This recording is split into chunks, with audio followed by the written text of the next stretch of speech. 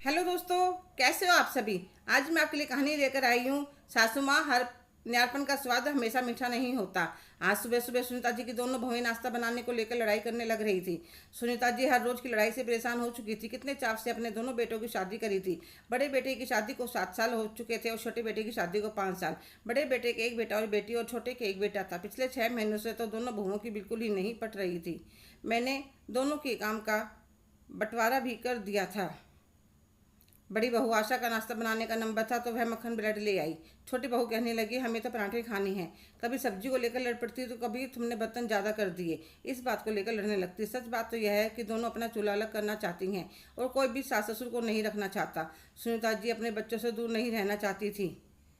बहुओं को प्यार से भी समझाया और डांट से भी, पर दोनों के कुछ भी असर नहीं हुआ। सुबह नहाने के बाद उन्होंने मंदिर में पूजा करी और फिर अपने कमरे में आ गई।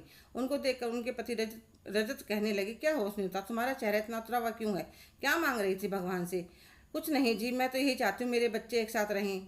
अगर दोनों बहुएं बेटों और बच्चों को लेकर अलग अलग रहने चली गई तो हम दोनों उनके बिना कैसे रहेंगे।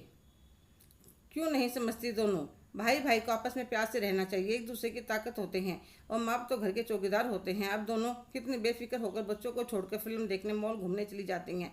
अलग होने के बाद क्या इतनी ऐसे रहेगी। घर में काम ही कितना होता है, फिर भी दोनों पूरे दिन लड़ती रहती। रजत कहने लगे, सुनीता इतना कौन सोचता है। मैं तो मेरी माँ का इकलौता बेटा था और मेरी माँ तो पूरा दिन काम भी करती थी, फिर भी तुमने पूरे घर में क्लेश करके रखा था कि मुझे तो अलग रहना है। मेरी माँ अपने इकलौते बेटे से दूर कैसे रही होगी। उस समय तुमने नहीं सोचा तो आज अपनी बहू से कैसे उम्मीद करती हो कि वह तुम्हारे बारे में सोचे। यह तो समय का चक्कर है जो घूमता रहता है। कल जहाँ मेरी माँ थी आज तुम हो, फिर इतनी परेशान क्यों हो रही हो। जैसे मेरी माँ को आदत पड़ गई थी वैसे तुम्हें भी आदत पड़ जाएगी। सुनीता, हर बार न्यायपन का स्वाद मीठा हो यह जरूरी नहीं होता। आपकी बात तुम्हारे लिए है कड़वा है और तुम्हारी बहुओं के लिए मीठा। आज़ादी की ज़िंदगी किसे पसंद नहीं होती। जब तुम गलत नहीं थी तो आज बहुएं कैसे गलत हो सकती हैं। तो सुनीता जी की आंखों से आंसू बह निकले। रजत सही तो कह रही हैं, सासू माँ ने सारा घर रसोई सब संभाल रखा था, फिर भी मुझे उनके साथ रहना पसंद नहीं था। दोनों बेटे होने के बाद मैंने रजत पर दबाव डालना शुरू कर दिया कि मुझे यहाँ नहीं रहना। मुझे कितना समझाया था सुनीता, मम्मी पापा अकेले कैसे रहेंगे, पर मैंने उनकी एक ना सुनी।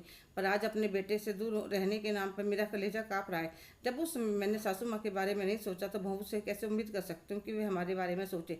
अब मैंने अपने मन को समझा लिया था कि बबुल का पेड़ बोने वाले अगर आम की उम्मीद लगाएं तो वह कभी पूरी नहीं होती। हेलो दोस्तों, कैसे हो आप सभी। आज की कहानी आपको कैसी लगी कमेंट करके ज़रूर बताइएगा। अगर आप मेरे चैनल पर नए हैं तो प्लीज़ लाइक शेयर सब्सक्राइब करना ना भूलें। धन्यवाद।